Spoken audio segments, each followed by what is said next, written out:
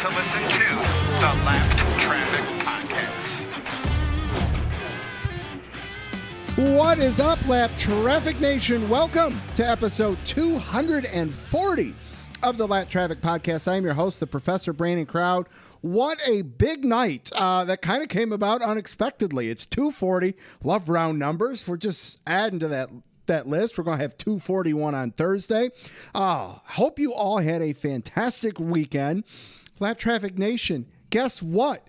This week's show is brought to you by Angry Brew. That's right. New sponsor. Roast the competition. Be the first to the finish line with 5 Lakes Angry Brew.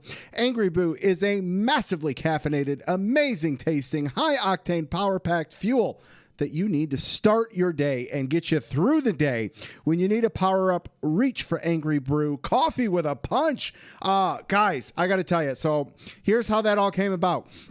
Angry Brew sent this massive giveaway box. Like, there's got to be at least 20 hats, t-shirts, mugs, coffee, hero cards, all that kind of stuff. And I'm like, guys, thank you. So that was so generous. That was the most generous donation for me to be able to give away to you guys as giveaways. I'm like, hey, how about you guys come on board as a sponsor for the rest of the season? And they were like, you know what? Yeah, that sounds pretty good to us. And so here they are, which is fantastic. So I'll be honest, I'm not a coffee drinker, but hey, it's a Michigan-based company. I'm from Michigan. Let's support them. Now, my wife, Lindsay, she is a coffee drinker. I gave it to her this morning, and she loved it. It is absolutely incredible if you're a coffee drinker.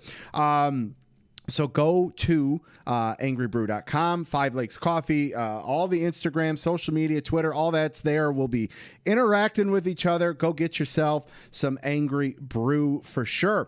And that said, I've got 2 massive giveaways that are going live tonight. One on Twitter, one on Instagram. That's right. We're going to give it away in 2 different spots. Try to build the Instagram account up, get us some followers, get them some followers. I'm jacked about that. That's so huge. That got finalized this afternoon, which is sweet. So I am really excited about that. So go check out Twitter and Instagram. Both are at Lap Traffic PC to see the giveaways and the rules for it. It's pretty simple. So there's that. I'm pumped. All right. Well, 13 races in. We are halfway through the regular season, and we got 10 different winners. And it's an unlikely pair, maybe. Right now, we look at it and go, Martin Truex, Alex Bowman are our 2 only multiple winners this year. It's not Martin Truex, Kyle Busch, or Kevin Harvick, or Martin Truex, Denny Hamlin. How's that going to shape down the road? I'm going to get into that in just a little bit with Jeff Striegle. What about this weekend, though? Oh, it was beautiful up here in Metro Detroit. Tides finally changed. Sun was out. Temp was warm. Saturday helped Lindsay around the yard. She's got the house looking great with all the flowers, all that good stuff. Smoked some ribs on Sunday. Hung out with the neighbors. Watched some racing. Friday was cool. I got to tell you about Friday. Friday went to dinner with some friends that I haven't seen in probably 10, 15 years. Have had some phone calls over the years, bumped into kind of thing. But Friday was the first time that we actually were like, enough is enough. We need to go out, have some drinks. So we finally got that scheduled, booked, went, and had an absolute blast. Let's see, show-wise. Hope you guys enjoyed last week's show with Josh Berry, Michael Carey, Dan Ryan, and I hope you guys checked out PETM last week with yours truly on there. And I hope you guys listened to this show this week early because Thursday, bonus show with Dustin Albino from jski.com. We're going to dive deep into the Xfinity series, the Dash for Cash.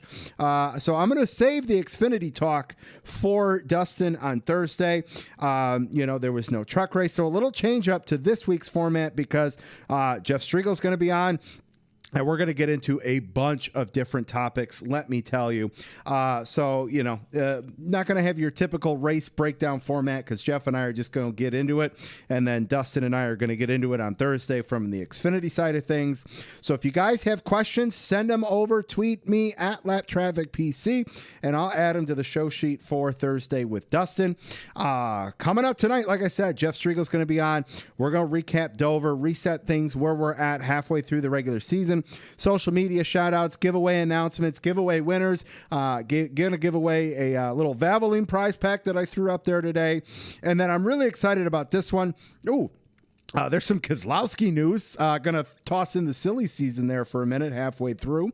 Brian Neudorff is going to be on. Not only is he going to have the weather for COTA, but him and Aaron Studwell met for the first time today. Can't wait to hear about that. We've got your Lucky Dog lap down picks. We're crowning a segment 1 winner. Who picked up the segment 1 lap traffic fantasy win, and hey, it's a reset, so we're starting from scratch. So much to do tonight. It's episode 240. Let's get things started. Let's get Jeff Striegle on the line. All right, Lap Traffic Nation, joining me on the line, making his 16th appearance on the Lap Traffic podcast. He is one of the legendary voices on MRN, making the call each weekend, and he is also one very excited track promoter, as his track Berlin Raceway was the winner of the AdvanceMyTrack Challenge, picking up a $50,000 check. Welcome back to the Lap Traffic podcast, Jeff Striegle. Sir, good evening. How are you? I am well. I cannot believe that we are in number 16. I've enjoyed the previous 15. I know we're going to have a great show tonight. So it's good to be back with you. It's hard to believe that we are on the doorstep of summer, but it's not. It's right around the corner. Yes, it's amazing. The weather finally, summer's like knocking on our door, like you said, and it's great. I'm excited. The summer stretch of the season always brings something exciting, and I'm stoked about that. Can't wait to talk about it with you. It's been incredible having you on 15 times. I don't care how many times it is, 30, 40, 50. I'm still going to be just blown away by your generous time that you give to the show, and I am so thankful for that. Always, you know that. And I think we come into this particular show, maybe it just has to do with timing.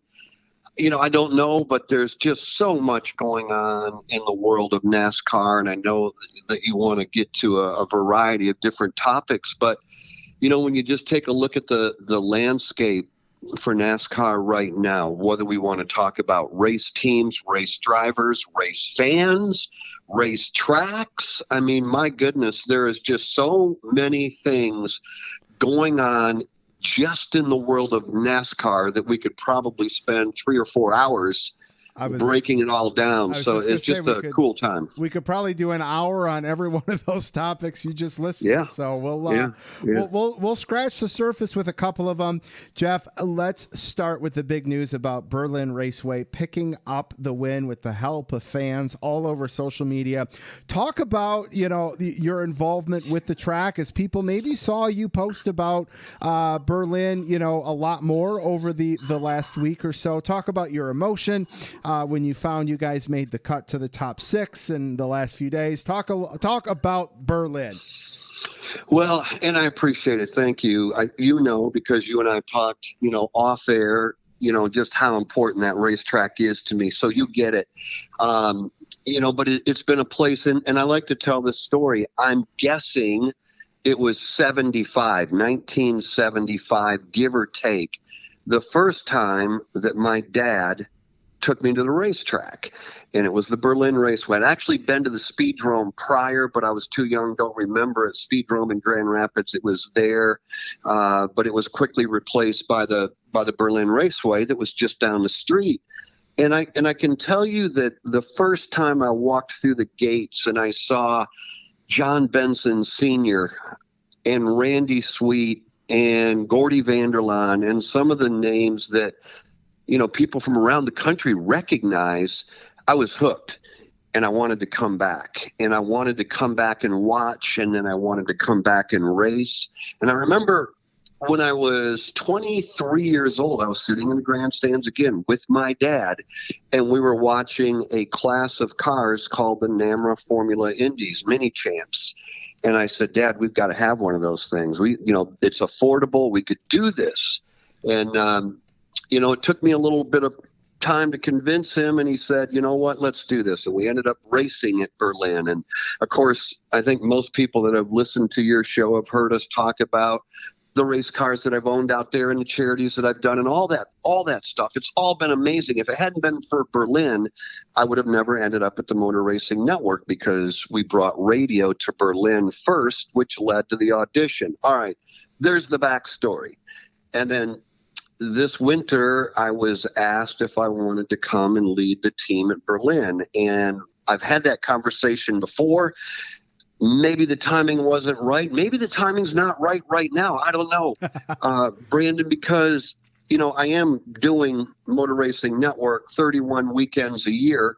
It doesn't leave me a heck of a lot of time to do much else. But I said, yes, as long as you understand that it's going to be on a part-time basis, meaning that when I'm in town, I will devote my attention to Berlin Raceway. And then there's going to come a time when I have to devote my attention solely on the Motor Racing Network. We agreed to do that. And since basically the 1st of January, that's where I am, basically Monday through Friday, give or take. That's awesome. That's so cool. For the fans, you're a voice for the Raceway. Social media. You've got a following through your own, through MRN and all that.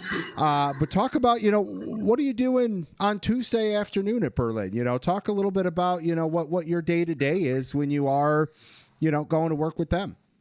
Well, think about a racetrack, and whether we're talking about, again, competitors, whether we're talking about the track, the actual facility, concession stands, bleachers, restrooms, we have a staff of 80.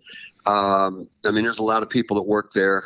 And so we have that. We're always, the thing that I like, and I hope that the race fans that see Berlin recognize that I'm trying to be creative. We've added a brand new Key West style outdoor lounge right smack dab in the middle of our grandstand area. We've got grandstands on one side, grandstands on the other, and this massive Key West style outdoor lounge with lights and live music, a major bar area, a fire pit.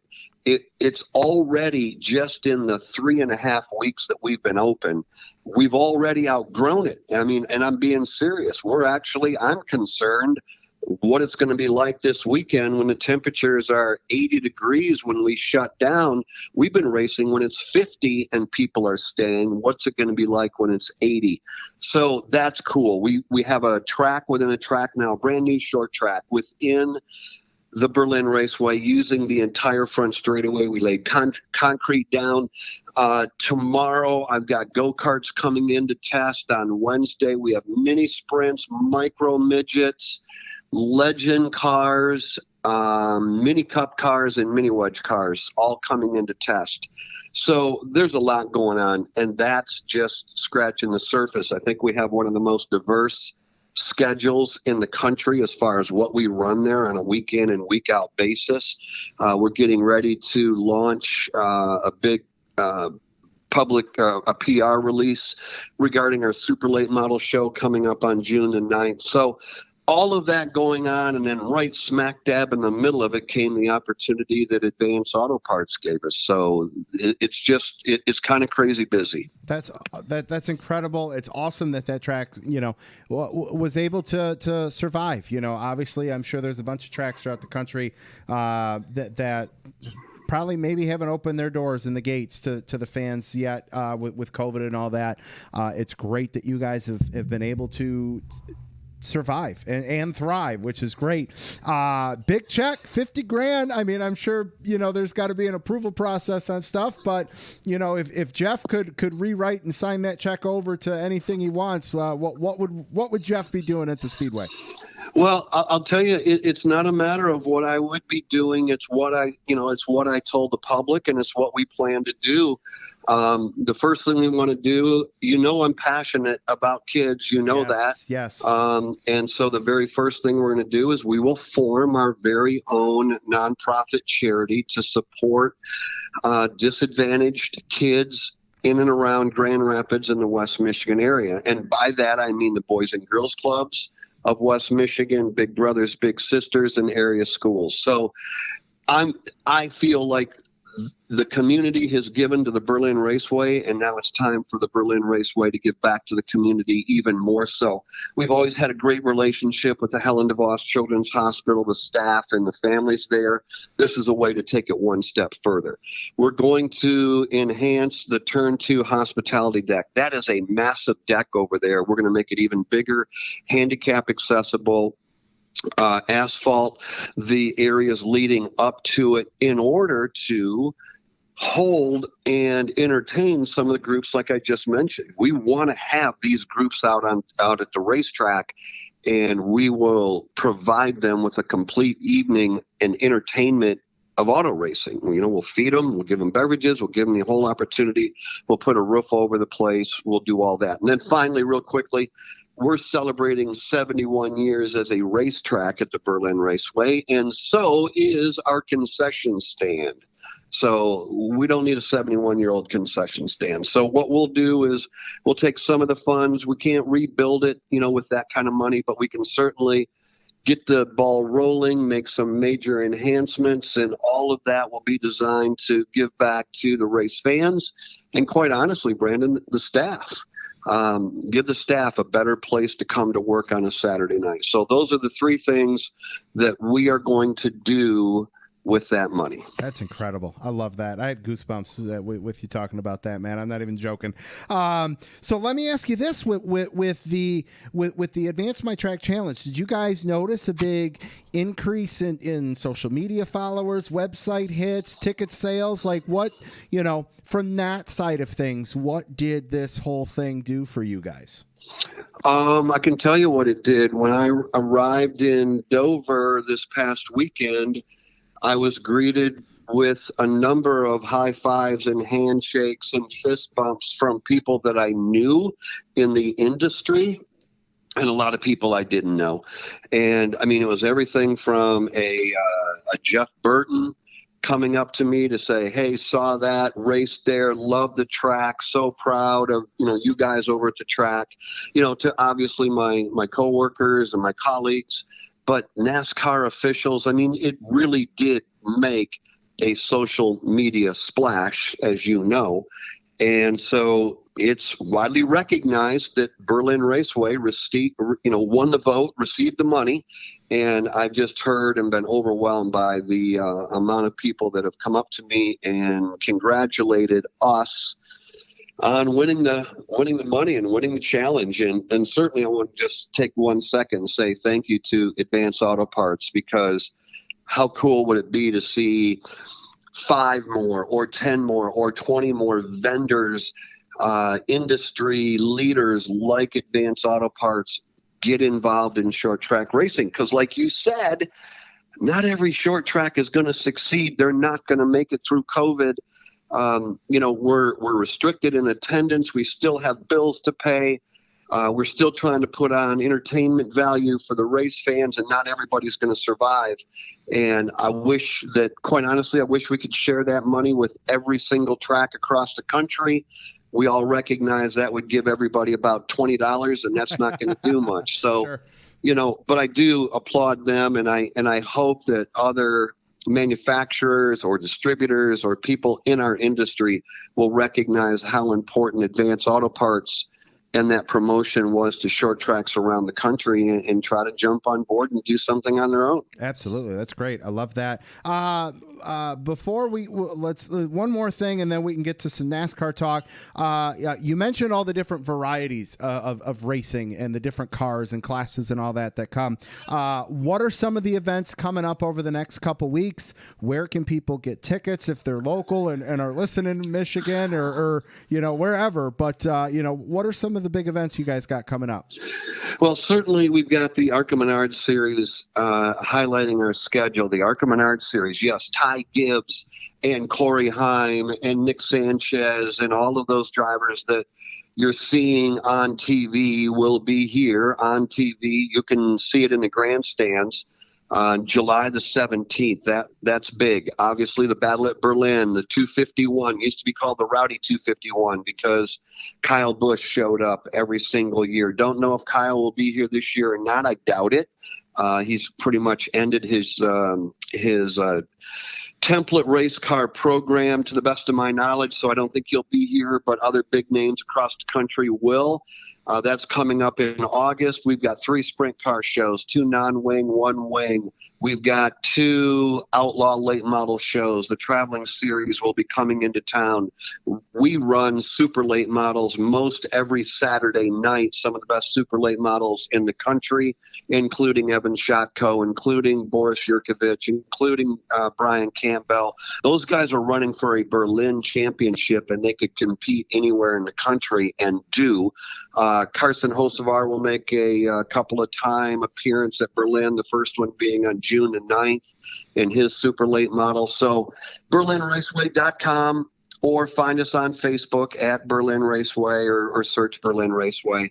Has all of the information. Our ticket prices are more than fair. Our food is fantastic. The price is more than fair.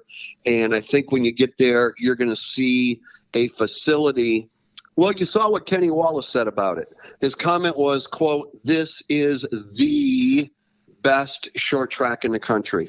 High praise from Kenny Wallace. And we all know that if Kenny doesn't like something, he'll tell you. And if Kenny does like something, he'll tell you. True. And so, high praise from Kenny Wallace. And I think people just need to, especially in the state of Michigan, they need to experience one of the best short tracks in the country. Well, Jeff, so not to put you on the spot, so this will be something we can put a pin in and talk about over the next couple of weeks or whatever. But you said you brought radio to Berlin. I think it's time you bring a podcast to Berlin. Let's set something up to where it's a night you're going to be there. I'll make the trip. I'll get a hotel room for the night. Let's have some fun. Let's get the Lap Traffic podcast out to Berlin. Let's do it anytime. I will work with you off air on my schedule, simply because I'm just not there very often. Yes. I want to be there when you're there. I will tell, everybody, I will be there this Saturday night. I've been on the road. I think we've been 7 weeks on the road. I've missed every single show so far. I'll be at Berlin this Saturday night. We go racing at 4. And then on Memorial Day weekend, we go back to our nighttime, summertime start time at 6:30. I'll be there on Memorial Day weekend. We've got fireworks, a great big show. And then I'm going to be there most of the month of July. So, I invite people to come out. Dave Moody's going to make an appearance out there, probably in August, more on that later. So, there's just all kinds of cool things going out there. Family atmosphere, perfect restrooms. Come on out. End of story. Thank you for giving me an opportunity to talk Berlin. Absolutely, man. Thank you for talking about that. That was great. I love doing some different stuff. That was awesome. You mentioned, all right, before we get to NASCAR, one more side turn here. You mentioned Moody. I think I still need to get Moody on, but the list of MRN guests on the show: Alex Hayden, Woody Kane, had the Bagman on a couple weeks ago. Jeff, thanks for getting me in contact with some of these guys over the last couple years to give you a break, really, so that I'm not hounding you. We're spreading it around the MRN roundtable there, which has been awesome. I've enjoyed it, and I love it, man. I do it every week. I don't know that your fans want to listen to me every week. Diversity is good. I will tell you that Bagman left the monster, got the best of the Bagman. He has no voice at all. So Bagman is down and out today. Obviously, Alex Hayden's just a great dude. He's all those guys are best friends, and I mean that sincerely. I think everybody recognizes that we work together every week. We see each other more than we see our family. Sure. It's sad but true. We all got together and went down. Bagman took us. He grew up in Milford, Delaware, which is, quick side note, just 20 minutes from the racetrack. And it's where his parents raised him, brought him to the racetrack, and he was excited. We had time. Rarely do we have time, but we had it on Saturday. And so we all went over to the beach and the boardwalk, and what a great time we had. Our engineer, Steve Fridley, went, Alex Hayden, Mike, and I. And, we just enjoy hanging out. I know they're great guys. They're great on podcasts. They're great on radio. And, they're always going to be there to support you. Woody Kane, of course, is the host of the NASCAR Live pre-race show. So you've got some good people to work with, and I'm glad they're working with you. Yes, I can't thank you enough, man. It's awesome. All right. Let's talk a little NASCAR, Jeff. We're halfway through the regular season, which is crazy to think. We talked about it at the top of the show, so many different topics that we could do an hour each on. But, man, here we are 13 races in, halfway through. What are just some thoughts that have just randomly pop into your head, whether it's what you expected, didn't expect, surprises, where are you at halfway through this regular season? All right, off the top of my head, let's count it here. Kevin Harvick with 9 wins a year ago. Denny Hamlin with 7.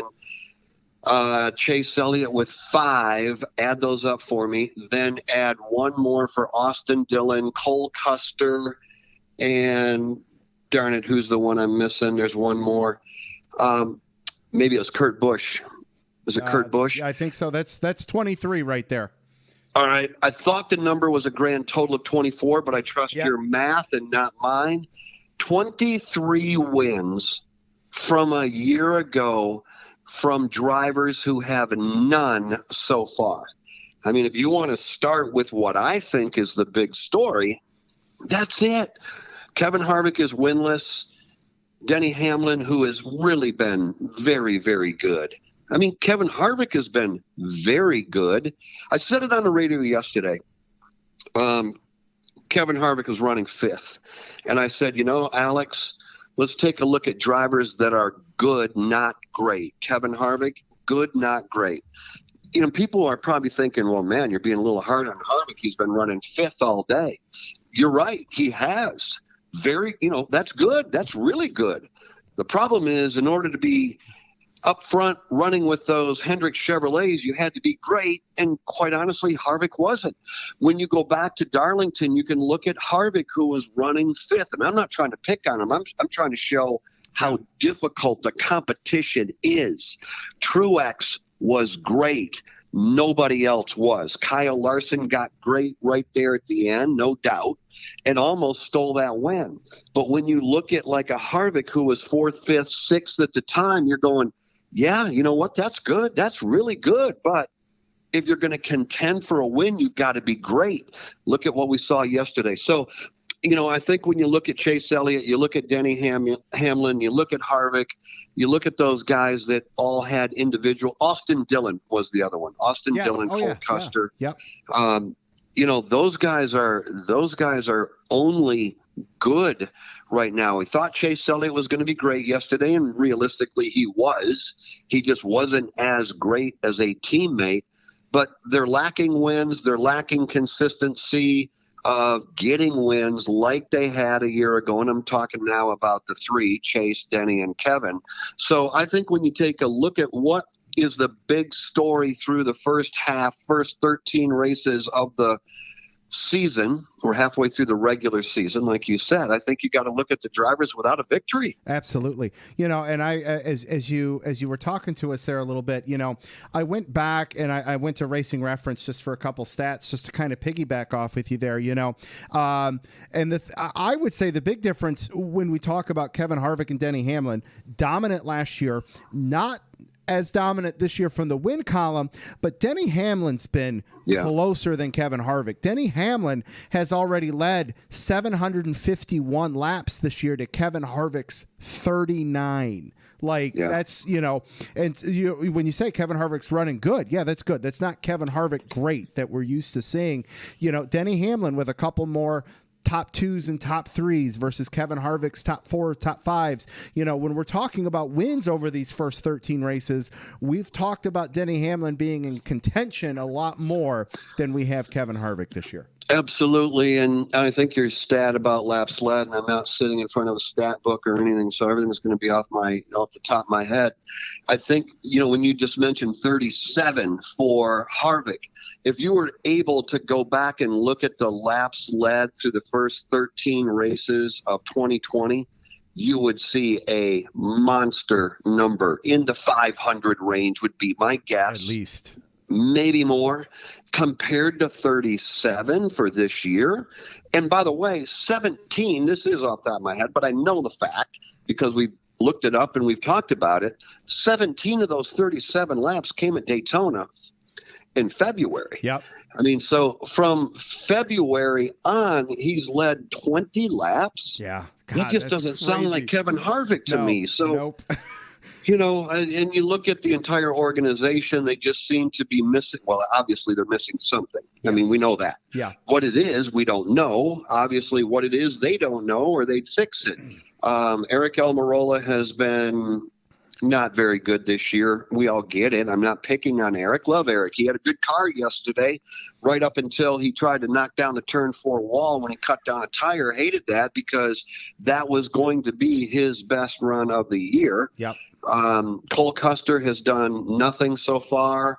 Chase Briscoe is learning just how difficult big-time cup racing is. He's done nothing so far, but I also cut him a lot of slack because he's a rookie. Yeah, you got rookie, you got your freshman, sophomore that are still exactly, trying to learn, and it's not like you can't learn from Eric, right? Eric's a veteran in the sport, not the success that Kevin Harvick has. Kevin Harvick obviously has a ton of other obligations outside of the track with family, son racing, sponsors, and then, oh, by the way, still racing. And it's like, all right, without the practices at the track, I wonder, I would imagine no practice and qualifying is obviously, hurting Briscoe and Cole Custer with Kevin Harvick and Eric Almirola at the track, being able to lean on and say, hey, what are you doing out there in turn 2 at Michigan, or what are you doing at turn 4 at Bristol? They're not getting that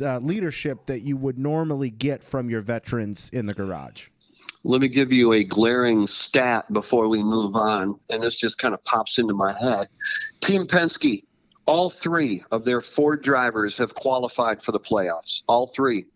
Whole organization is in. Joe Gibbs, his Toyotas, 3 of the 4 Toyotas have already qualified. The only one outside looking in right now is Denny Hamlin.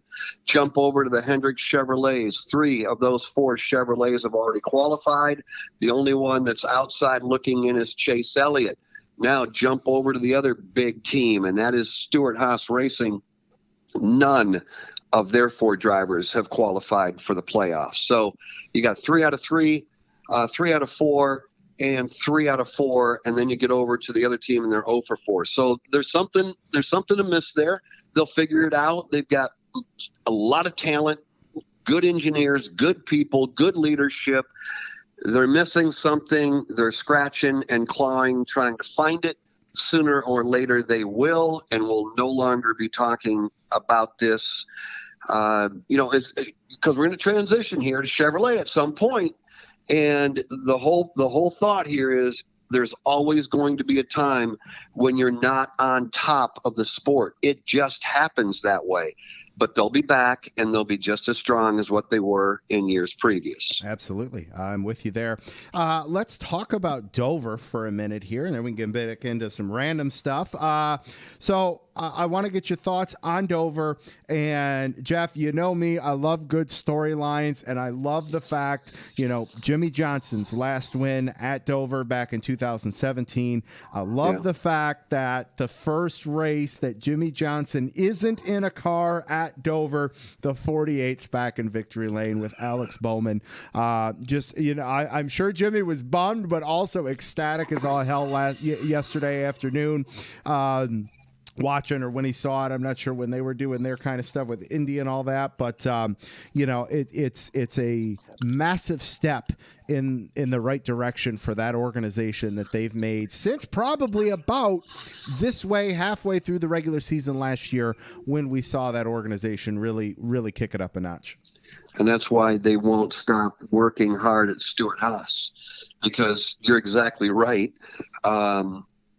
Last year at this time, we were talking about Hendrick Chevrolets like we're talking about Stewart Haas Fords, going, what's wrong with them? Why aren't they winning? Why can't they lead laps? Where's Alex Bowman? How come William Byron hasn't showcased his talent? Everybody keeps saying he's good, but he hasn't proven it. Who we missing? Kyle, obviously Kyle Larson coming on at the end of the season. But, Chase Elliott hasn't won 25 times. And we're like, hold on. And you're talking about a top flight marquee organization. They'll figure it out. And when they do, look out. When Joe Gibbs is down, when they figure it out, look out. Team Penske, SHR, when they figure it out, look out. And obviously, I think we'll both agree that they've got it figured out. They are winning races, and what they did at Dover was just flat dominate everybody. It was only going to come down to which Hendrick Chevrolet was going to win. And I thought it was very polite of them to pass the torch to each driver, giving everybody an opportunity to get up there and lead laps and try to pull off the win. We saw Byron lead. We obviously saw Larson lead a ton. Chase Elliott was up there and led. And ultimately at the end, maybe the guy in the team that we least expected was going to pull the win out did. I think if you would have asked me around lap 300, put those guys in order, I probably would have had the 48 of Bowman fourth. Sure. And would have had the 5 car out front, probably would have had the 9 and then the 24, then the 48. But it was also very interesting to see how one car was good on the short run. The other, another teammate was a little better on a long run. So while they were quote unquote identically prepared, they didn't run that way on the racetrack, but they ran good enough to beat every other organization in the garage. Yeah, no, man, spot on there. And I wonder how we'll look back at this moment a couple years from now, because if we would have asked each other last year, hey, next year, 2021, halfway through the regular season, there's only going to be 2 drivers with more than 1 victory. Who will they be? And we could have come up with Martin Truex, Denny Hamlin, Kevin Harvick, Kyle Busch, the usual suspects, right? And here we are in the present, and our only 2 drivers with multiple wins are Martin Truex. Okay, cool. I'd have believed you with that one. And Alex Bowman. And I would have given you a tilted head, confused dog look like, huh? If you had told me that. And I wonder if 5 years from now, if we look back and we laugh at ourselves for having that thought, like, well, yeah, obviously Alex Bowman was going to be doing that kind of stuff. We're just not there in the present in that being the norm yet, but I really wonder if that's going to become the norm. If you only had a crystal ball, right? Yes. Because, Jimmy Johnson will tell you, Jeff Gordon will tell you, and you've heard this from all kinds of race car drivers, celebrate every victory as though it will be your last, because you just don't know when it will happen. Darrell Waltrip, didn't know when his last win was going to come. Jeff Gordon, darn well, wasn't sure that win at Martinsville was going to happen. He didn't know that win number 93 was actually out there. I think there was times when he probably felt like the number for Gordon was going to be 92 and not 93. Is Bowman going to be a 2-time champion in 5 years? I don't know. Yeah. You don't know? Nobody knows. There are people out there right now going, no way, he's not going to, that are listening to us. And there are probably some others going, yeah, I actually think he might be. We don't know. If it turns out that, he wins one more race in his career, we'll look back and go, boy, that was a crazy time right there when it looked like he was going to catch fire and then he didn't. Or we're going to look back at that moment and go, that's when his career changed and he became one of the elite top NASCAR drivers racing today. We'll find out over the course of this year and into next year and into the following year. So we'll see. Yeah, I'm excited. I love, and you and I have talked about this at length, in terms of just the changing of the guard and the passing of the torches to some of these new talent, exciting, guys you can get behind, whether it's Chase Elliott, whether it's Alex Bowman, William Byron, whether it is Chase Briscoe, Cole Custer, who, we expect to see big things from, or Tyler Reddick. There are so many guys that have and are developing some of the personalities that we've all grown to love, whether it's a Gordon, a Stewart, a Jimmy Johnson, a Kyle Busch. There will always be new personalities and all that we can rally behind. And I've loved every second of it, and seeing the transition from when I first started getting into the sport in the early 2000s to just being a super fan to a podcaster, and it's just been a hell of a ride to watch this. And I mean, I'm ecstatic for what's to come. That's for sure. One of the things that would be fun to do, and I only do this because there are times when you feel like you stick your neck out and you stay true to it. And watching William Byron, if we go back into some of those previous 15 times that you and I have spoken, I always said William Byron is going to be a superstar. Yes. And then there were times when you and I would talk about it, and we would say, or I would say something like, I feel like he's going to be a superstar. I don't know why this hasn't happened yet. I think this kid's got all the talent in the world. I see something in William Byron that I don't see in other drivers. But yet it never happened. It just never clicked.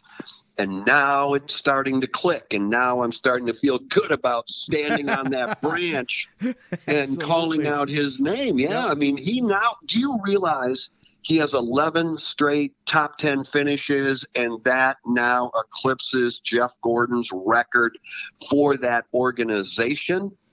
It is now the longest top 10 streak for Hendrick Motorsports belongs to not Gordon, not Bodine, not Dale Jr., not Chase Elliott. It belongs to William Byron.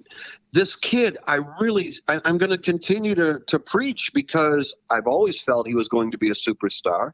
And now he's starting to show people that he might just be a superstar before his career is all said and done. Well, to just add to that and to make you feel even more comfortable with that, if not that you need it, but this was, I believe, Hendrick Motorsports' first ever 1, 2, 3, 4 finish. And that correct. That didn't happen with Jeff Gordon, Jimmy Johnson, and Dale Jr., or Casey Kane, and Kyle Busch. That's who you maybe would have expected that to have happened with, but look who it did, and what that organization, like you said a little bit ago, not every organization's on top their entire existence. There's the roller coaster effect, right? And man, they're going up, and is how high, but man, it's been fun to watch the rebuild, or not rebuild, but the redevelopment of that organization. I haven't done the research, and I should have. And I know that it's only ever happened 4 times in NASCAR history. Maybe you know it. I know that I think it was Talladega that the SHR Fords finished 1, 2, 3, 4. And I believe the Joe Gibbs Toyotas have finished 1, 2, 3, 4. Other than that, and this being the third, and I don't know where the Gibbs Toyotas would have done it, but I do believe they've done it once, maybe twice, and maybe that is the 4 times in history. But when I saw the stat that it was the first time for Hendrick, I thought, are you kidding me?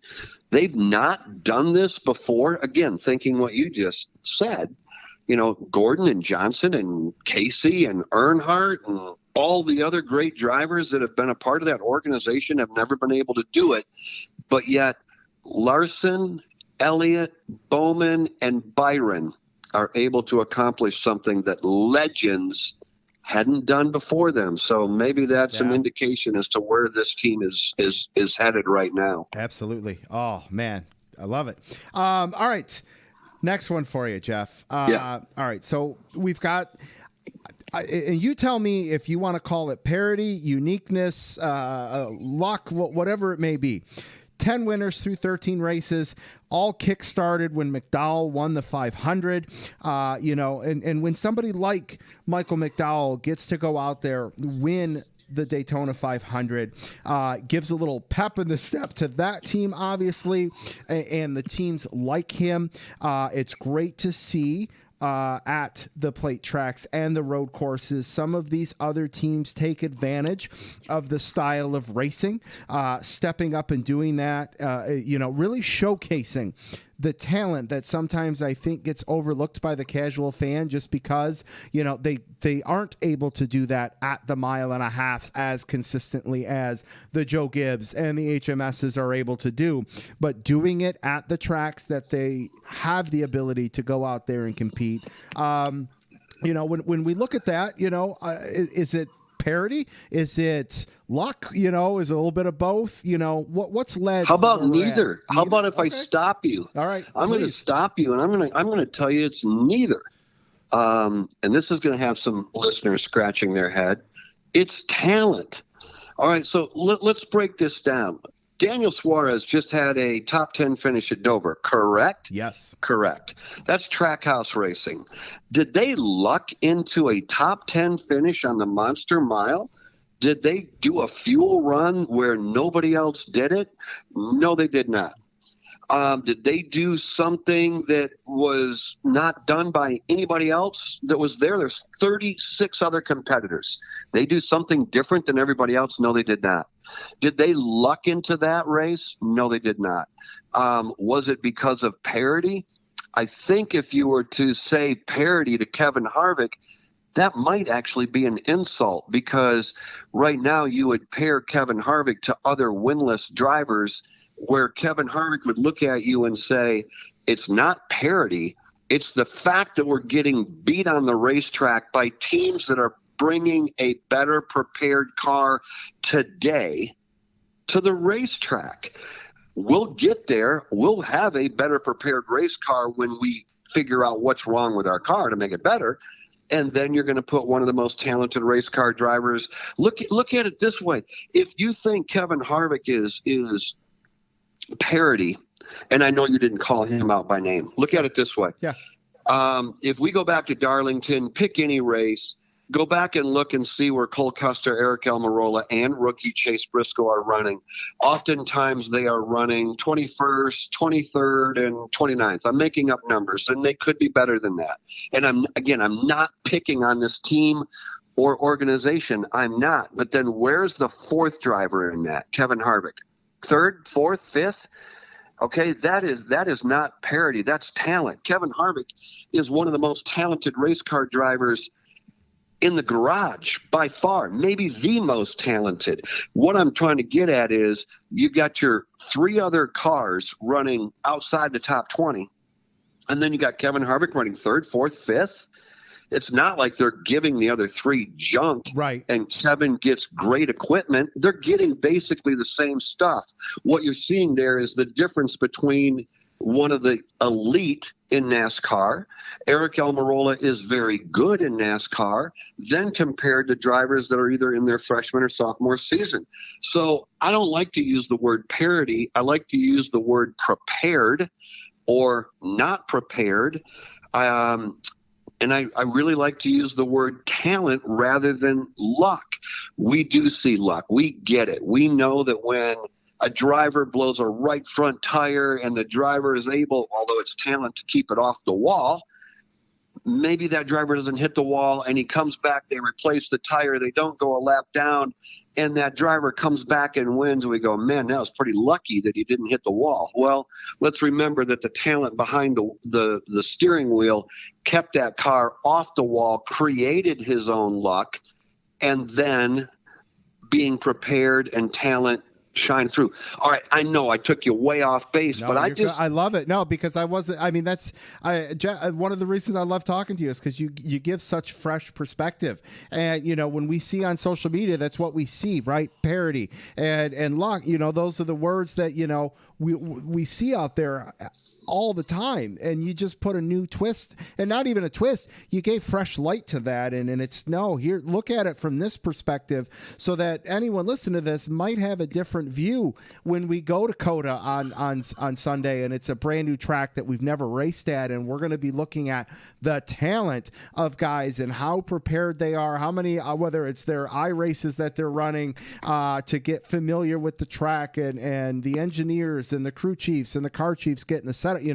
It's it's not just talent from behind the steering wheel. It's talent in knowing, all right, where are we going? Well, the banking, the tire wear, the tire count, all this stuff. There's talent in the garage, and it's the talent overall that we see in terms of where that standing is. That at when the checkered flag drops, we would blow right front tires at every single racetrack if we didn't have talent behind the scenes called engineers and car chiefs and Goodyear technicians and engineers, because we would dial so much camber and caster into those right front tires that we'd blow them out, and we'd stick drivers in harm's way and drive them into the fence. But the talent level to make sure that that car is functioning at 100% is done by a group of people that aren't lucky, but they're highly talented. I'll give you one quick other thought. Kevin Harvick has won 58 times. He is tied with Kyle Busch with 58. Kevin Harvick, I believe, has 59 runner-up finishes. How many people out there knew that? 59 times he's finished second, and I believe Kyle Busch, believe it or not, has finished second 56 times.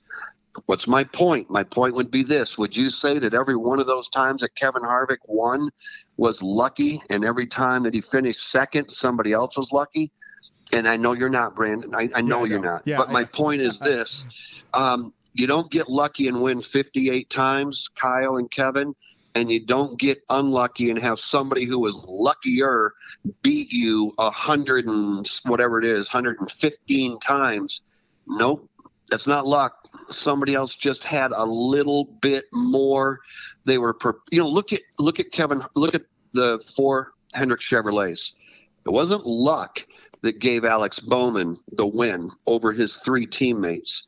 It was the fact that at that point in that race, on that long of a green flag run, that car was set up and prepared differently than his 3 teammates, and that made the difference between which one of those Hendrick Chevrolets was going to victory lane.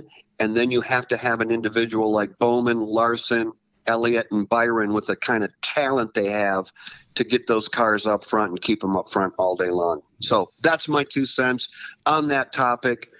Some will debate me on it, and I get it, and I understand it. And I think others may go, never thought about it that way. I'm with you there. All right, let's wind her down here. We're headed to COTA, first time ever. What are you most excited about seeing with this? Do we have the usual road course guys up there? Do you see this track maybe playing to an advantage of maybe somebody else other than Chase or Martin Truex, or do we assume Chase or Martin Truex this weekend? Well, I don't know. Let's ask Christopher Bell and see what he has to say about that. Yes, sir. Christopher Bell was stepping into a brand new ride and being put into a brand new position when he showcased his talent. He didn't get lucky. He's talented. I don't know. I think so. I'm off that soapbox. I'm not going back there. Don't worry, Brandon. You're good. What do I think we're going to see? I think you're going to see cream rise to the top for sure. And if we're going to do that, then we have to look at Chase Elliott and Martin Truex Jr. to start with. But the thing that has impressed me over the years, and I know you and I have talked about this on air and off, the talent that these guys have now on a road course is so much greater than what it was back in the quote unquote back in the day. Yeah. We now have simulators. These guys have been sitting behind the wheel, driving their race car on a simulator through COTA, lap after lap, minute, hour after hour, day after day, trying to prepare themselves for what they're going to experience when they get in their real car. So I don't know. I think I'm going to call this the, if you said, what do I expect? I'm going to say the great unknown. I think we don't know the track. We don't know the situations that these cars are going to be in. I mean, this track was purpose-built for Formula One. It was not purpose-built for a great, big, heavy stock car to go up and down through the gearbox. They're going to be, will there be brake issues? Will there be rear-end issues? Will there be gearbox issues? Will there be driver fatigue? I don't know those things. So I'm going to say, going into COTA, what do we know? I think the thing that we know the most is we don't know anything. And that's what's going to make it fun to watch. I wish I was going to be there. It's our friends at the Performance Racing Network. Doug Rice and his crew will be there, but I can tell you that I will be dialed in on the radio and twisted in on the TV to watch it all unfold. Absolutely. I am pumped. I can't wait to see this. Jeff, man, this has been fun. I love doing these kind of shows with you. You know, we just go off on tangents. Some of that was written down.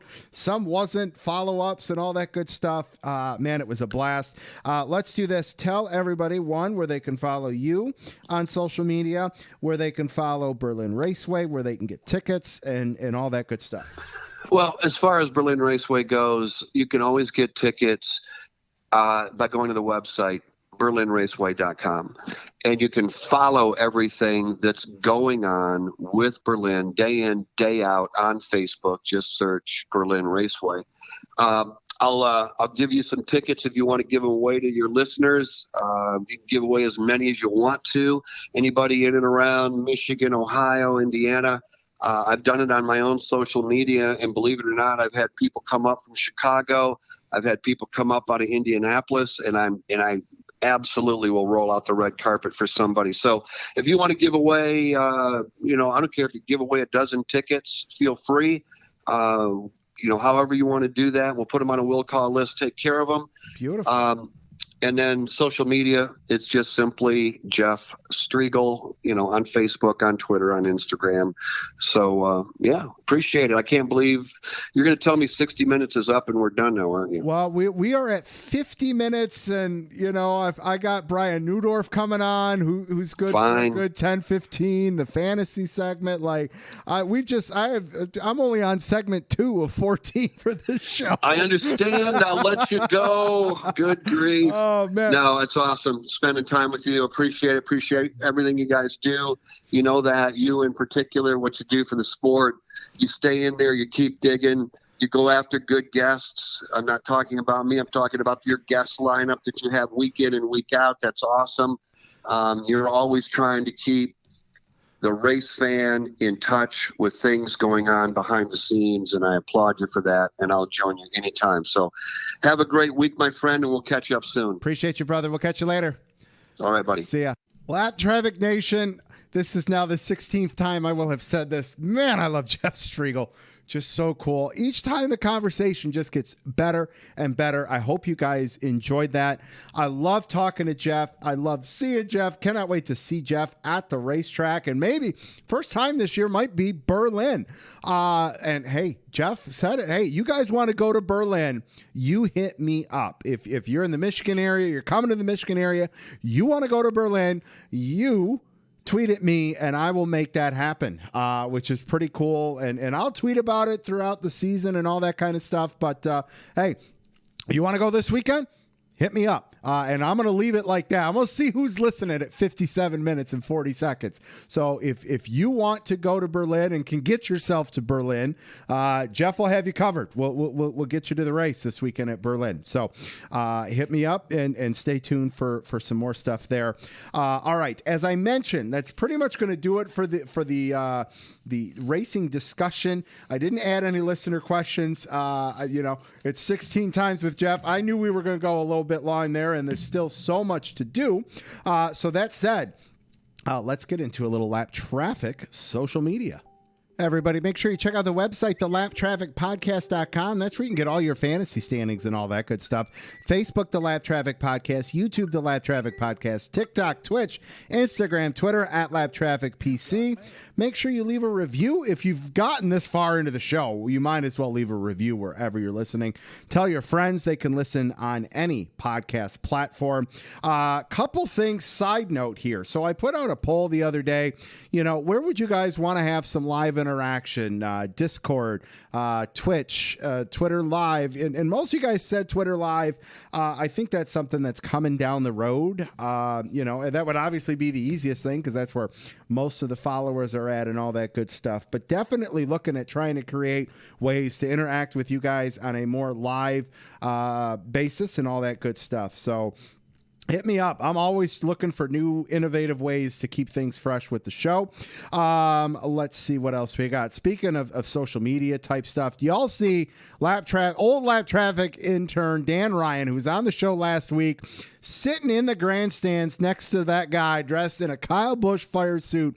Dan Ryan there. Clint Boyer talked about him. That was freaking sweet. So hope you guys saw that. That was comical. All right. Giveaways and all that good stuff. Let's see here.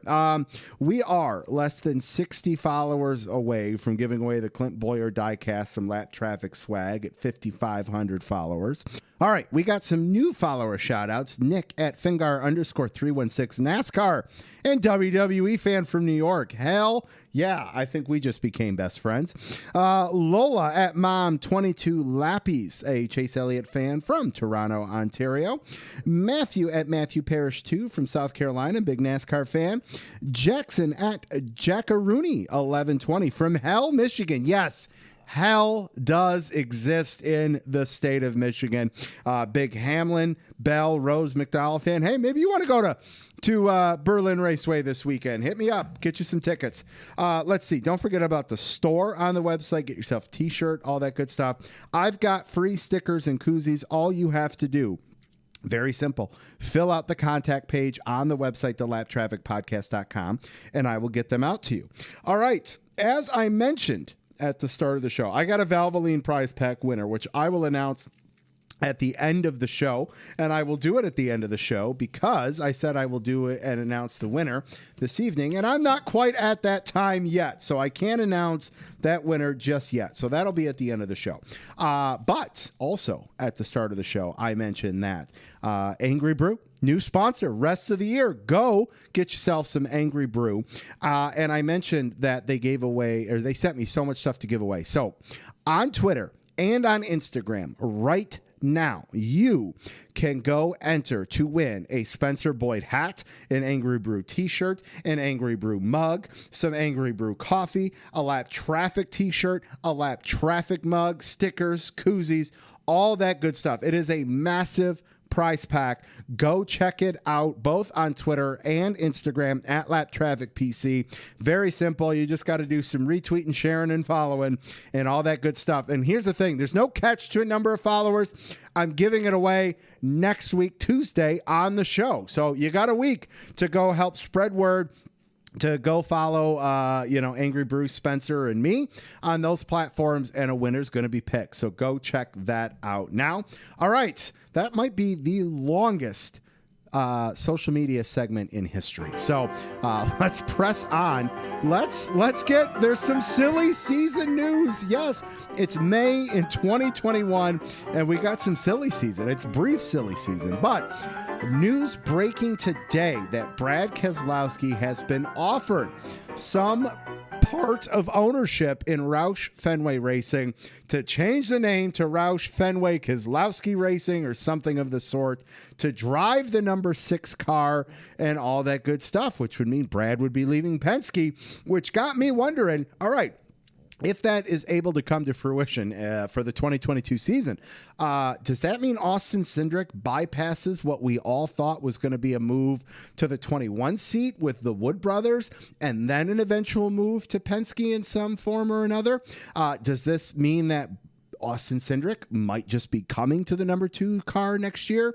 Does this maybe give Matt DiBenedetto a junior year at Wood Brothers? Those are the questions. We got tons of them with no answers. So that's going to be something fun to keep an eye on throughout the regular season, because now that that's broke, questions are just going to come flying. And that's going to be interesting to see how that's put off until they're ready to make their big announcement, if there is an announcement to come down the road. So, there's our little mini silly season news. So let's keep pressing on. Let's get Mr. Brian Neudorff on the line and see how lunch went with Aaron Studwell today. All right, Lap Traffic Nation, joining me on the line, you can follow him on Twitter at NASCAR_WXMAN, along with Aaron Studwell at Race Weather. Welcome back to the Lap Traffic Podcast, here to talk about some very exciting news that happened today. It's Mr. Brian Neudorff. It feels longer than 2 weeks. It does. It does feel like it's been a minute. How are you, man? I'm good. And yes, we have a story to tell. Yes. So let's get right into it. So we'll set the backstory with. Should I set it up? Should I just take this? Go ahead. Rock and roll, dude. Your segment. All right. So I will set it up. So first of all of you know, and you have, first of all, I want to thank you, and mostly I want to thank Aaron for getting me on the podcast because, you know, you didn't ask me. So no, that's not true. I did. For like an entire, I mean, and I always I feel like I'm always stepping on Aaron's toes here, but somehow I got, I came in to help when Aaron took a leave. I was the replacement for temporary, and I got a rotating spot. So I'm blessed. Yes. So thank you. But for those who don't know, Aaron and I, initially when we both started doing race weather, we were kind of competitors. Okay. We were, and I didn't know he was out there. He didn't know I was out there. And then when we would tweet, we would disagree sometimes. And I think probably call each other names on Twitter because the last thing we wanted to do was lose followers. We wanted to be the guy, right? Sure. So, but then later on, I think we both came to a realization that, we are the people are going to. Let's work on this together. Plus, in the end, it helps each other out because two eyes are better than one. And two brains are better than one, especially on a forecast, because we see things differently. So in about around the time, I would definitely say it was around the big, Monday night Daytona 500, 2011, 2012, we really kind of started to team up and talk. And so that kind of developed this partnership that has been race weather. We've been individual, but we've been working together. We talk on the forecast. We retweet each other. So that partnership kind of came out of that. And for that last, we're looking at 10 years, if not more, that we've known each other and been friends, but we've never physically met each other. We've talked on the phone many, many times. We consider each other best friends, but never had actually met each other until today. Because I was in Idaho. He was out in either Houston and then Oklahoma. And now he's coming back east, and he has family in the area of Kentucky and Cincinnati. And so he went to see family, and we managed to find a halfway point. I think it's a little bit more closer to where he was, but I didn't mind the drive. We met in Frankfurt, had a really nice lunch, and it was just really cool. It wasn't like, I knew what he looked like and stuff like that, but it was still, and it wasn't a bad, blind date. If somebody said that on Twitter, it was like better than, no. It was a good time. It was good to talk with him. And the nice thing is he's going to be closer to both of us. So we were already talking about, the three of us, which yes. Some people said, poor you. And I said, at least it's not the three of us because of the nonsense. And they took that as like a negative towards you. I'm just thinking, no, that's going to be the negative of anybody around the three of us. That's just, they don't understand they don't understand what happens when the three of us get together. Right. Oh, the humanity. It seems interesting. It's kind of it may not be that big of a deal, but for anybody who's been following us would have thought, my goodness, you two should have met a long time ago. Right. Yeah. There's just that assumption. Like there's no way you could interact that well on social media without having met previously. So I could definitely see where people would have that thought process. So that is so cool. We get to races, but I haven't been to a race in a very long time, and he hasn't been able to get out. And so, and like races, and how things are. You've got Michigan, and we probably were at Michigan races at the same time, but we didn't know each other. Exactly. Yes. 100%. So. And he's finally going to Watkins Glen, I hear, soon. And I've been there many times. I've been to Michigan, but I would go to Vegas. But none of you guys were heading out to Vegas, so nobody. So now that we're closer, but it was a good time. Had a nice talk. I'm proud of what his business is doing, and what a weekend. And actually the forecast was pretty good. People still wanted to challenge us. I will say I don't know if it's just because I've been inactive on social media. And I'll tell everybody, it's not because I don't want to be on, but I figure if there's nothing to talk about, there's already enough noise. I'm not going to add to it. Sure. I'll add to it when there's something worth talking about, like rain. And when there's no rain, I go quiet. That's a good thing. When the commentators try to pick out a cloud and say it's going to rain. Yes. I texted Aaron during this week's race, and everybody remembers at the end of the race. And first of all, I grew up a Gordon fan. Okay. So I definitely like Jeff. I like Clint Boyer. I think that pairing, I love that pairing now. That's if I had it's great. It really is. It's great. But let's rewind back to when I started NASCAR Weatherman, in 2008.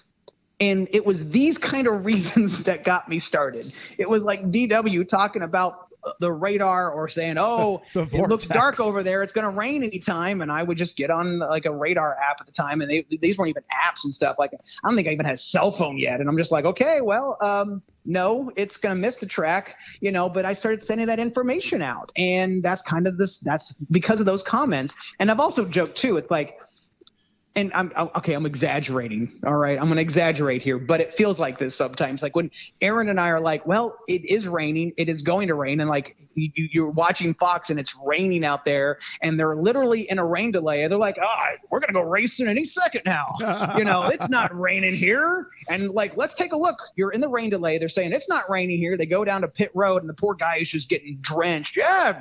Not a single drop. It feels like that. And, and then we're like, yeah, it's going to rain. It's going to rain for the next blah, blah, blah. Nope, no rain. And then when I'm like tweeting, hey, there's some showers about 7 miles. They're going to miss. No problem. You got the commentators on television. Oh, it's going to rain any time now. And they're just like working against us. But I get it. It's drama. Yeah. They got to keep the ratings going. Absolutely. Well, listen, let's see. We had a pretty decent race this weekend at Dover. 1, 2, 3, 4 finish for HMS. Did you take any of it in this weekend? I took the end. Yeah, I thought it was kind of cool. The 48 getting back. Speaking of that, I didn't know what car he was driving, so I had only heard a few things about the Grand Prix at Indy, and I know Jimmy was in that. I'm segueing back to Jimmy Johnson, even though he's not even in the sport anymore. But the funny thing is, they went back to Jimmy because the 48 won. So hey. So, the 48 won, and of course the Grand Prix, and I saw updates on Twitter about Jimmy Johnson. But that was kind of a cool story to see that, getting that back up there. And so, yeah, I watched it, but I wasn't blown away. Sure. No, I'm with you. I'm with you. I love the fact that it was, and I talked about this with Striegle earlier, last time Jimmy won was in the 48 at Dover. The first race with Jimmy not racing at Dover, 48's back in victory lane. And that's cool. Yeah, I love those kind of storylines. Those are great.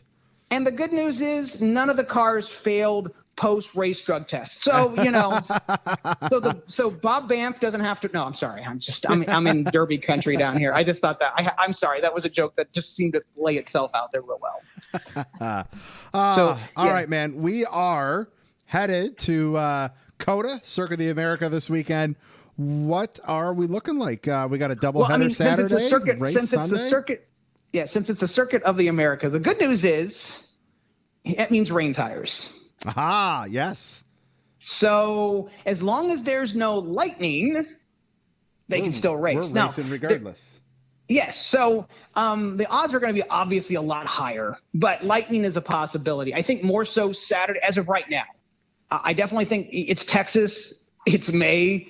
Right now, they're getting hammered in that area. They have had severe weather, and they're going to be on the edge of this massive high pressure. So for likes of you and me are going to get hot. Good news for you, and believe it or not, it's going to go against you completely. It's not going to snow, despite your luck. Excellent. It's actually going to heat up. It was so beautiful this weekend. It's not even funny. It's been beautiful. But it's going to heat up here. It's going to heat up here in the eastern part of the United States. But Texas is going to be right on the edge, which is never good. It's kind of like this ring of fire that you get around ridges of high pressure. And so the possibility, it is Texas, it's May. Rain is definitely in thunderstorms. That's the biggest concern will be thunderstorms. We're too far out for any impacts potentially for severe weather, but we'll be monitoring it and watching it. Now, the only downside for me is I'm going to have to lean a little bit more on Aaron this weekend. I will do my updates, but I'm going to be working midnight shifts. So a lot of the time of the weekend, I will be asleep during most of the day. Fair enough. But generally speaking, that's the biggest thing we need to watch. So I'm not going to give any odds because obviously rain tires really throw that out. And of course the 8 mile the 8 mile radius of lightning is going to be something that needs to be watched. So with that all in mind, I obviously think racing is not a concern except for lightning. And that is a potential both on Saturday, higher chances right now of rain on Saturday versus on Sunday. But again, the key thing will be lightning. Now here's the big difference. The rain that came in over Dover never rained, but it was within that 8 mile radius. It was I had the rain about 7.5 to 7.8 miles away from the track today, but there was no lightning, so the race could go on. So you do run the risk that if lightning gets within the track and then there's lightning, that's a 30-minute delay. Guaranteed. So No questions asked. Even if it's not raining. So please be mindful of that. I see this a lot of times on the social media webs that, it's not raining. Why aren't they racing? They got rain tires. Why aren't they racing? It's lightning. It's safety.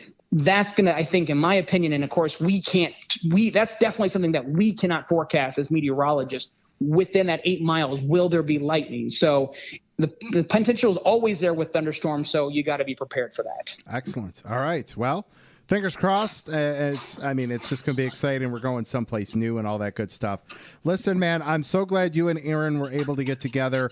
That's awesome. I hope that happens more often than not with you guys and the three of us. And you too. Together. We want to get. You're not that far either. Yes. No, not anymore. So yes, we'll definitely make something happen at some point in time.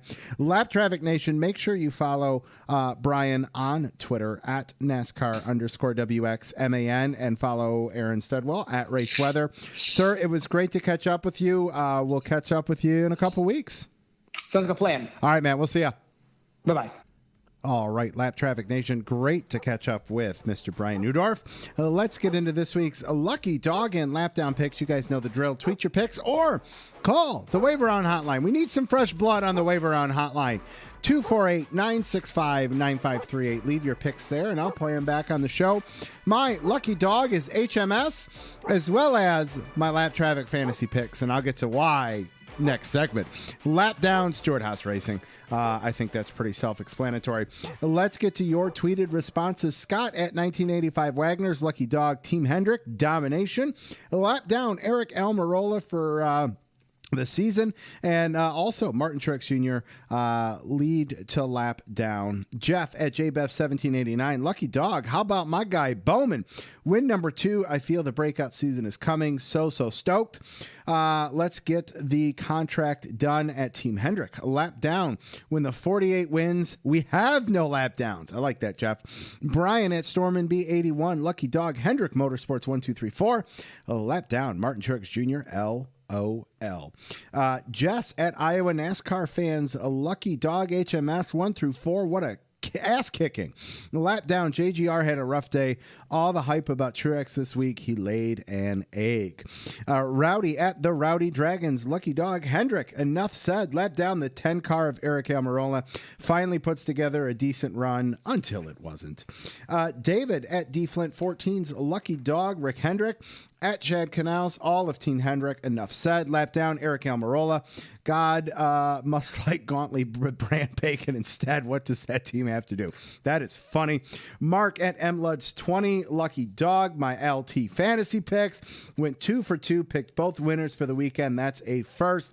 Plus at Team Hendrick sweeping the top 4. Lap down at Stenhouse Jr. causing another wreck. That does seem to happen a little more as of late, doesn't it? All right. Those are your tweeted responses. Let's get to your calls on the Waiver On Hotline.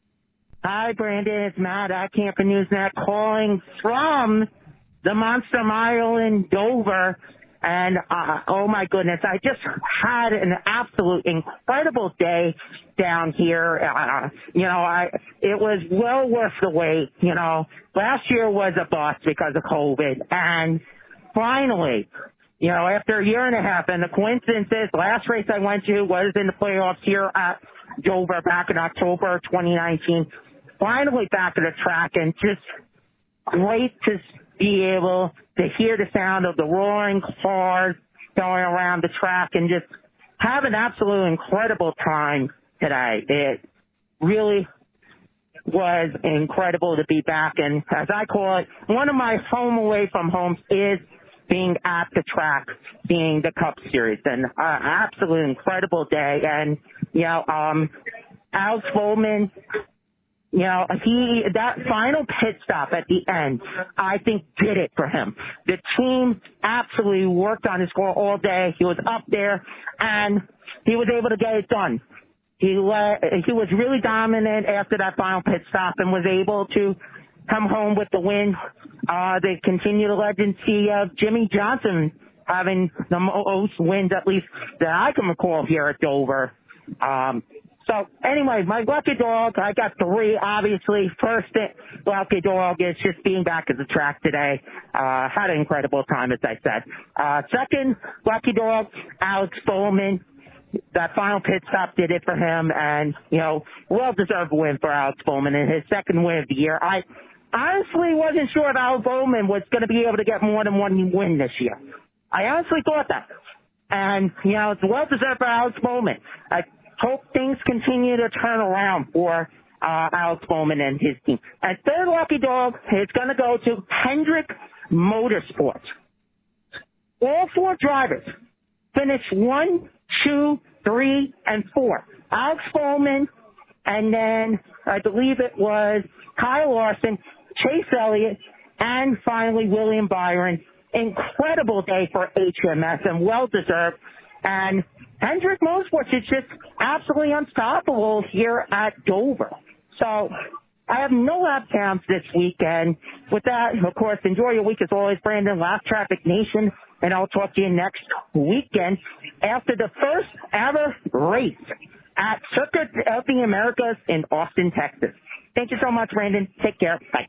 Oh, could y'all hear the excitement in Matt's voice? Man, I tell you what, I love getting calls from you guys when you're either at the track, leaving the track, whatever that may be, because you just pumped up. You are amped up after 400, 500 miles of racing, hearing the cars, smelling the rubber, and just having a good time in the stands. I love it. A lot of good points there, HMS and Bowman. I'm surprised, as I read the tweets a minute or two ago, all the HMS votes. It's one of those rare times when the winner doesn't take home that week's top lucky dog prize. It's obviously going to HMS with 8 or 9 votes there, 10 votes, whatever that may be. Bowman only getting a couple single-handed ones there this week, so that's crazy. So, Matt, look forward to your call next week after COTA.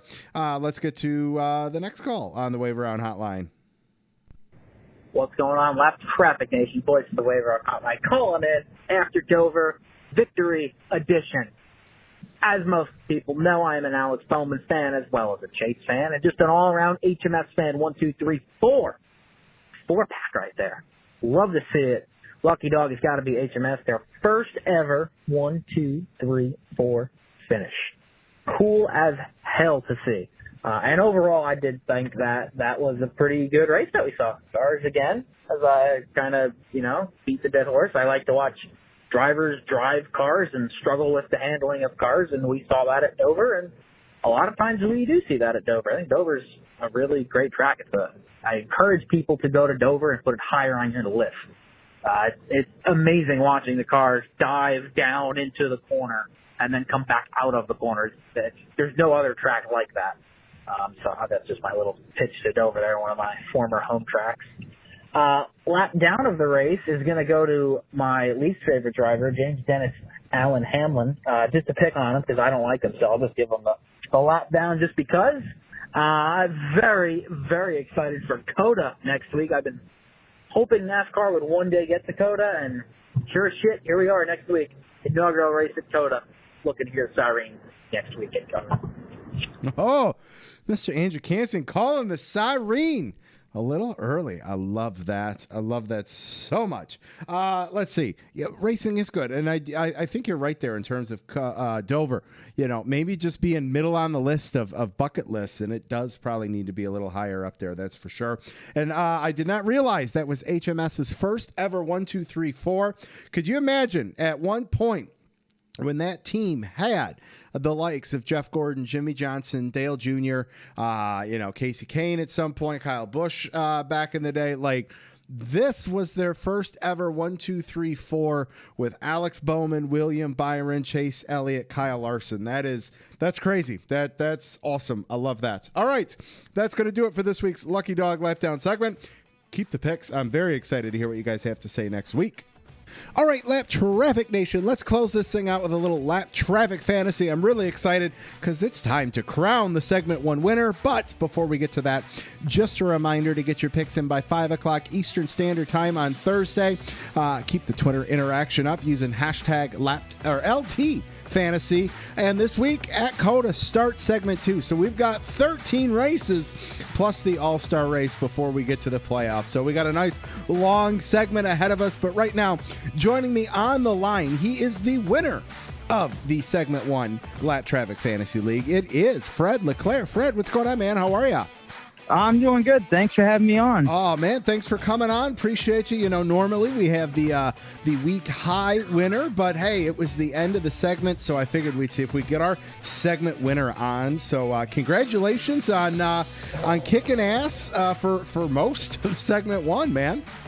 Got lucky. I tried a different strategy than I did last year. Yeah, well, listen, you know, I mean, the gap did close a little bit, but, you know, now it's a matter of can you repeat and keep those cumulative points going for the playoffs? Well, you're already in the playoffs, so that's pretty solid right there, man. I know, that's nice to already know I'm in the playoffs. Yeah. I'm going to try and keep it going, but I got to change up some picks this time. Well, you know, now that you kind of have seen what everybody's strategy has been, whether it's when picks are running low, and Kyle Larson seemed to be the saving grace for a lot of people over these last few weeks. So, yeah, there's definitely some strategy as we get into this thing. What'd you think of the racing this past weekend at Dover? I thought it was good. Yeah, I was glad to see Hendrick Motorsports get a top 4 finishing. That's crazy. You know, I mean, if they got something dialed in, now they just need to get Chase Elliott in victory lane. I think that's going to happen this weekend at COTA. There it is. I was waiting. Oh, well, you know, so back to the end of the segment here real quick. You know, I thought maybe I could make up some ground on you, but you and I had the same picks this past week, so I knew that wasn't going to happen, but I had to play it safe because, like you said, you know, it's an inevitability that I will fall, so I got to keep them cumulative points as heavy as possible. That's what I did. Last year, I was all over the place, and I said Kyle Larson's going to have to be the one this year that get me the win at least in one segment and then go from there. Yes. So let's recap our standings here. In first place, segment 1 winner, Fred Leclerc. Fred, now listen, you're getting a lap traffic trophy and some other swag that'll get mailed out at the end of the year. I mean, the trophy's pretty sweet, man. People have really liked that. So I hope you are looking forward to your at least one trophy. I mean, there have been some people that have won 2 trophies in lap traffic in 1 year. So you're at least getting one, which is pretty sweet. Yeah, I was glad to just win something. After the last year, I was like you, couldn't get out of the bottom for most of the year. Yeah, you were right down there with me, that's for sure. So Fred is our segment 1 winner with 1,210 points. Right behind Fred was John Entwistle, all the way in Australia. He came in at 1,200 even. Henry Fletcher in third with 1,195. I've wrapped out the top 4 with 1,188. Brad Carnes in 5th with 1174. Michael at the Blind Spot Podcast in 6th with 1163. Michael Mason in 7th with 1161. Joshua Neal in 8th with 1153. Pete Curvin in 9th with 1148. And Jeff Bevan in 10th with 1145. I mean, we're talking only 55 points, 60 points between first place and 10th.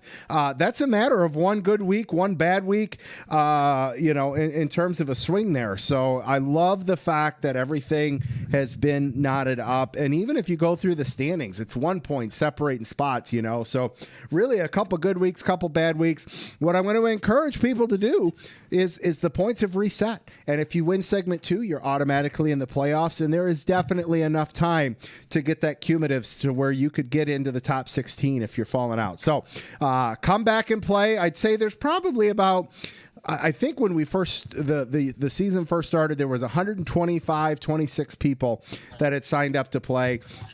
And I would say there's probably a solid 75 to 80 each week that still send in picks. So, you know, now's the time. Come back. Come join us. Make it even more interesting for segment 2. Bonus points. Eddie Greer, John Entwistle, both have 4 bonus points. Henry, John, the MOATF podcast, Scott Wagner, Tony LeBay, all have 3. And then there's a bunch of 2s and a bunch of 1s with the bonus points. I don't have any. Fred, do you have any bonus points earned? I think I got one just because of Kyle Larson. Nice. Very nice. I have been so close to week high. I've been off 2 points, 3 points. Like, I could have 4 or 5. But that's all right. I'll take my solid 4th place in segment 1. That's the best I've ever done. I will take that all day. Let's see here, sir. You ready to make some picks? Oh, yeah, I'm ready. All right, Lap Traffic Fantasy Players Segment 2 kicks off in the great state of Texas at COTA, a track where we have never run at. So we don't have any trends for COTA. So let's look at some other road courses, go from there. We all know Chase Elliott has been the road course king as of late, but do you use Chase right out of the gate in Segment 2? Same thing can be said for Martin Truex Jr. Do you want to burn through those picks in an unknown? I'm guessing a lot of players will, but for those looking for some other drivers, what about Joey Logano? He's got some top 5s and top 10s at the Roval and the Daytona Road Course. Kevin Harvick's got a couple top 5s at the Daytona Road Course and the Roval. Could the number 4 find his first trip to victory lane this weekend at COTA? What about Kurt Busch? He's got some solid finishes at road courses as well. Who wins at COTA? Who starts off segment 2 strong? We'll find out this weekend. But first, let's get to our picks. Fred, we'll start with you. Who is your pick for the Truck Series? I'm going to go with the number 4, John Hunter Nemechek. Solid pick. I know that'll be a very, very popular pick. I'm going to go with Sheldon Creed, top 2 at both Daytona road courses. We'll see what that can do for me. Over to the Xfinity Series doubleheader on Saturday, which is pretty sweet. Who are you going with? I'm going to probably have to go with Austin Cindric just because I think he's the most dominant right now in the Xfinity on road courses. I was going to say, most dominant at the road courses for sure. All right. Who are you going with the Cup race on Sunday? Are you going to use a good one? You're going to save it? What's your strategy? I've won the first segment, so I figure I got to go for wins and get more bonus points, so I'm not hurting a little bit. I'm going to burn a pick right off and go with Chase Elliott. Look at that. I love it. I love the strategy call there, knowing that you're already a lock. That's fantastic. I am going to go safe and just someone that I think is going to get a solid top 10, top 12 finish, maybe a bonus point here or there. I am going to go with Kurt Busch this weekend at the Roval. Yeah, that ain't a bad pick. I hope he does good. He needs some good runs going. He could use it. Ganassi could use it, absolutely. Well, man, listen, congrats again on the win. Thanks for calling in. Good luck in segment 2, and maybe we'll be talking to you down the road. All righty, thank you. Yep, take care, man. All right, before we close this thing out, congrats to Wendy Collins at Cupcake Lady 1313. You've won the Valvoline prize pack.